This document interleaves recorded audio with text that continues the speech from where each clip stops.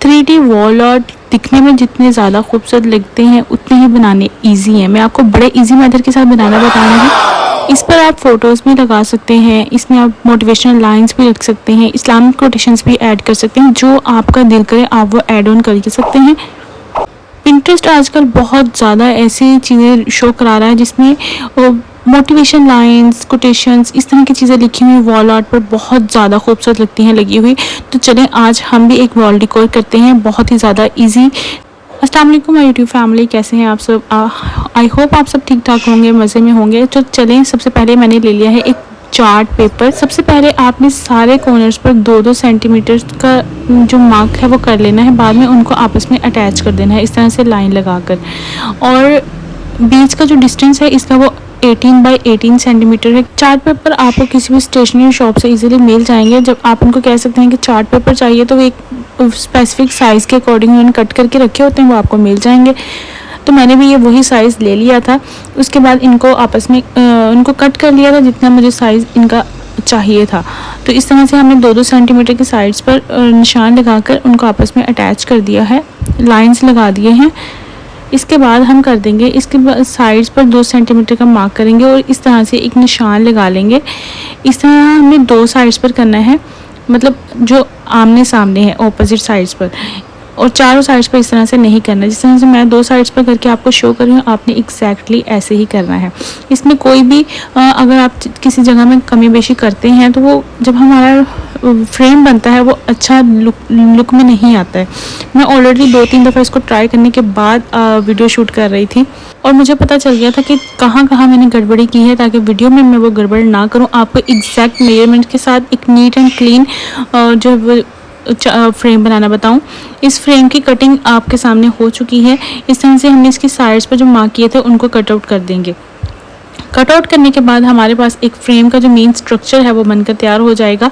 और इसके बाद इसको एक स्केल की हेल्प से आपने इस तरह से फोल्ड कर देना है। फोल्ड करने के बाद आप इसको हाथों के साथ भी अच्छे तरीके से प्रेस कर दीजिएगा, ताकि जब हम उसको फोल्ड करें तो वो एकदम नीट फिनिशिंग के साथ आए और वो बहुत ज़्यादा खूबसूरत लगे। अब देखिएगा बनने के बाद ये कितना ज़्यादा खूबसूरत लग रहा था। इस तरह से रोल करते जाएंगे और साइड्स पर इसको स्टक कर देंगे। स्टक करने के बाद ये इजीली फिक्स हो जाएगा। इसको अगर आप चाहें तो इसके ऊपर ग्लू भी नहीं लगा सकते, बट मैंने ग्लू लगा के थोड़ा सा अटैच कर दिए थे ताकि वो और ज़्यादा खुले ना। हवा आजकल बहुत चल रही होती है, अंधेरियाँ बहुत ज़्यादा आ रही होती हैं, तो हवा का प्रेशर बहुत ज़्यादा होता है घरों में। सेकेंडली गर्मियाँ हैं तो फिर हवा पंखों के साथ भी बहुत ज़्यादा आती है। तो मैं नहीं चाह रही थी कि इसके बाद बात आ जाती है कि इसके अंदर मैंने जो स्क्वायर वाले बॉक्सेस बनाए थे, फ्रेम बनाए थे, इसके अंदर मेरा मूड था कि मैं इसके अंदर अल्लाह और मोहम्मद की जो कैलीग्राफी होती है वो करूं। और कैलीग्राफी करने के लिए मैंने वाइट चार्ट पेपर ले लिए थे, उसके ऊपर डिफरेंट कलर जो थे वो अप्लाई कर दिए थे। अप्लाई करने के बाद इनको आपस में मिक्स एंड ब्लेंड कर दिया था। मैंने यहाँ पर 2-3 कलर ही यूज़ किए, ज़्यादा नहीं यूज़ किए थे, और वाइट कलर इनके साथ ऐड ऑन कर दिया था ताकि वो कलर लाइटिश टोन में ही रहे। इसका यही था कि मुझे ब्रश स्ट्रोक्स चाहिए मल्टी कलर में, तो इस तरह से ब्रश स्ट्रोक आ चुके थे। और इसके बाद ये मेरे पास फ्रेम से कैलीग्राफी के लिए स्टेंसिल्स इसको बोलते हैं, भी मार्केट से इजीली मिल जाते हैं, ऑनलाइन भी बहुत ज़्यादा इसके साथ कैलीग्राफी करना काफ़ी ज़्यादा इजी हो जाता है बनस्बत ब्रशेस के साथ और जो कलम आती हैं उनके साथ करने से। न्यू बिगनर जो हैं उनके लिए काफ़ी ज़्यादा हेल्पफुल रहता है। उनका आर्ट एंड क्राफ्ट का शौक बहुत होता है, बट कैलीग्राफी करना एक काफ़ी चैलेंज होता है और वो नहीं कर पाते हैं। अपनी पेंटिंग की जो स्किल्स हैं उनको तो निखार लेता है इंसान, लेकिन कैलीग्राफी जब तक आप बार बार प्रैक्टिस नहीं कर सकते या जब तक आपके पास कोई मेन बंदा, मतलब कोई टीचर नहीं मौजूद, आप नहीं कर पाते हैं। तो इसलिए स्टेंसिल्स का यूज़ आजकल काफ़ी ज़्यादा किया जा। स्टेंसिल्स को हमने अपने जो सेंटर में हमारा फ्रेम था उसके सेंटर में रखा। उसके बाद मैंने ब्लैक जो है कलर लेकर और डैपर के हेल्प से, स्पंज डैपर आते हैं, इसके साथ भी आप कर सकते हैं, या फिर आप जो ब्रश होते हैं उनके साथ भी कर सकते हैं। तो इस तरह से मेरे दोनों बनकर तैयार हो गए थे। अब आपको एक टिप बताऊंगी कि ये स्टेंसिल्स को नीट एंड क्लीन रखना बहुत ज़रूरी होता है। तो आपने जो हमारे पास नेल पेंट रिमूवर के स्पंचेस आते हैं उसके साथ इसको साफ़ करना है। तो आप देखिए आप यूज़ करें, उनको साफ़ करके रख दें। मैं ऐसे ही करती थी कि मैं स्टेंसिल यूज़ करती थी, उसको रख देती थी, मैं साफ़ नहीं करती थी। उसके बाद मुझे उसको क्लीन करने में बहुत ज़्यादा प्रॉब्लम आई थी। इनके टूटने के चांसेस भी बहुत ज़्यादा होते हैं। तो इस तरह से मैंने जो फ्रेम था अपने उसके साइड्स पर ग्लू गन लगाई और उसको आपस में अच्छे तरीके से फिक्स कर दिया और इनके साइड्स में भी थोड़ी थोड़ी ग्लू लगा दी थी ताकि साइड भी एकदम नीट एंड क्लीन लगे। अब आप सोच रहे होंगे कि अल्लाह का कलर चेंज है और मोहम्मद के कलर चेंज है। मोहम्मद में ये हुआ था मेरे पास कि जो मैंने स्टेंसिल्स ली उसके अंदर मैंने कलर में थोड़ा सा पानी ऐड किया और वो पानी नीचे जाकर सारा उसने मैस क्रिएट कर दिया और वो मेरा पेंट सारा ख़राब हो गया था। इसलिए मैंने इसके दोबारा कलर्स किए थे और ये मैंने थोड़े से डार्क ही रख लिए थे। इस तरह से हमारे अल्लाह और मोहम्मद के फ्रेम्स जो हैं वो बनकर तैयार हो चुके हैं। ये 3D फ्रेम है, लगाए हुए वाल पर बहुत ज़्यादा अच्छे लगते हैं। इसमें एक स्टेप अभी रहता है, वो मैं आपको आगे चल के वीडियो के एंड में ज़रूर बताऊंगी कि आपने इसकी ग्लास लुक के लिए इसके ऊपर क्या करना है। तो सेकेंड फ्रेम के लिए मैंने ले लिया था एक बड़ा चार्ट पेपर और उसको मैंने 4 इक्वल पार्ट्स में डिवाइड कर दिया। इस तरह से काफ़ी बड़ा चार्ट पेपर मिल जाता है आपको मार्केट से।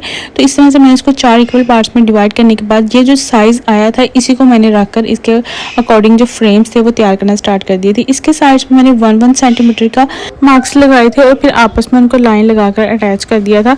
ये करना बहुत ज़्यादा ज़रूरी होता है। अगर आप नहीं भी करना चाहते तो आप एक साइड 2 साइड्स पर लगाएं और एक स्क्वायर बनकर आ जाएगा। उस स्क्वायर को साइड्स पर रखकर आप कट आउट कर सकते हैं। ये ईजी स्टेप है जब आपने बहुत ज़्यादा ये सेम वैसे ही फ्रेम है लेकिन इसकी लेंथ और विड्थ जो है वो थोड़ी चेंज है। इसकी विड्थ जो है वो आई थिंक 17 सेंटीमीटर है और उसकी जो लेंथ है वो 25 सेंटीमीटर है जो इसके बीच की है इसके फ्रेम के बॉर्डर्स के अलावा। इसके साइड्स कट करने के बाद हमने इसके साइड्स पर जो फोल्डिंग के लिए निशान लगाना था अब वो भी 1-1 सेंटीमीटर का ही लगाएंगे। जितना आपने बॉर्डर रखना बनाना है उतना ही आपको ये साइड्स पर कट करना होगा। आप इसके बॉर्डर्स की जो चौड़ाई है एक साइड की आप अलग अलग नहीं रख सकते, आपको सेम ही रख कर चलना होगा। अगर आप अलग अलग रखेंगे तो वो जो आपका फ्रेम है वो नहीं तैयार होगा। मैंने वो वाला मेथड भी ट्राई कर लिया था। इसके बाद इस तरह के कलरफुल पेपर्स या तो आप प्रिंट आउट करा सकते हैं या फिर आप अपने जो कैनवस शीट्स आती हैं उसके ऊपर अप्लाई कलर करने के बाद उनको कट करके इसके अंदर लगा सकते हैं। मैंने ये कैनवस शीट के ऊपर पेंटिंग की हुई है और वही मैं इस फ्रेम के अंदर यूज़ कर रही हूँ। सबसे पहले पेंटिंग जो हम अंदर यूज़ करेंगे वो उसके अंदर रख लेंगे। उसके बाद इसके फ्रेम्स को ग्लू लगा के अटैच कर देंगे और इस तरह से हमारा फ्रेम एकदम फिक्स हो जाएगा और इसको कोई भी कोई माइका ला के इसको हिला नहीं सकता, समथिंग लाइक दैट। इसके लिए चार्ट पेपर बेसिकली यूज़ ही इसके लिए किया है ताकि वो हार्ड होता है और उसकी लुक जो है वो अच्छी आएगी जब हम उसका फ्रेम बनाएंगे। तो आप देख सकते हैं कितनी अच्छी लुक आ रही है इस फ्रेम की। मेरे ख्याल से ये ब्लैक के से ज़्यादा अच्छी फ्रेम। अब बारी आ जाती है इसकी ग्लास लुक कैसे क्रिएट करनी है। ग्लास लुक के लिए ये जो पेपर है ये बेसिकली पेपर वो है जो जब हम जेल करवाते हैं अपनी बुक्स को बाइंड करवाते हैं तो बाहर जो एक हार्ड पेपर लगा होता है, हार्ड शीट जो लगी होती है, ये भी आपको स्टेशनरी शॉप से इजीली मिल जाएगी। ये A4 साइज की ही मोस्टली मिलती है, मेरे पास वही थी। तो मैंने ग्लू गन से अच्छे तरीके से ग्लू लगाने के बाद इसकी साइड्स को कट कर दिया था और इस तरह से हमारे जो फ्रेम है उसको एक मिरर लुक भी मिल चुकी है। आपको ये आइडिया कैसा लगा मुझे ज़रूर बताइएगा। मोस्टली यूट्यूब लोग ये फ्रेम बनाना बता देते हैं बट इसको ग्लास लुक में कैसे कन्वर्ट करना है वो किसी ने नहीं बताया था। तो मैंने आई होप आपके साथ फर्स्ट टाइम होंगे जिसने ये आइडिया शेयर किया होगा कि आप इस तरह से ये शीट यूज़ कर सकते हैं। इस तरह से जो मेरे पास कैनवस के छोटे फ्रेम्स थे वो भी मैंने इसके ऊपर इस तरह से लगा दी थी। इसके सिर्फ मैंने कॉर्नर्स पे मैं आपको एक और टिप देना चाहूँगी कि आपने ग्लू गन यूज़ नहीं करनी, आपने 6000 ग्लू जो आती है वो यूज़ करनी है। मैंने सुना है कि वो ट्रांसपेरेंट होती है तो मे बी वो जब फ्रेम के अंदर लगी हो तो वो शो ना हो। अल्हम्दुलिल्लाह हमारी वीडियो बनकर कंप्लीट हो चुकी है। बहुत ही ज़्यादा खूबसूरत तरीन फ्रेम बनकर तैयार हुए हैं। अगर आपके पास कोई आइडिया है जिससे रिलेटेड आप वीडियोस देखना चाहें तो मुझे कमेंट बॉक्स में ज़रूर बताइएगा और मेरी इस वीडियो को लाइक करके ज़रूर जाइएगा और चैनल को सब्सक्राइब ज़रूर कीजिएगा। आपकी एक सपोर्ट मुझे मज़ीद कामयाबी की तरफ मोटिवेट करती है और इंशाअल्लाह ताला अल्लाह ताला आप सबको भी कामयाब करे और मुझे भी दुआ में याद रखिएगा। मिलते हैं किसी नई वीडियो किसी नई आइडिया के साथ। अल्लाह हाफिज़।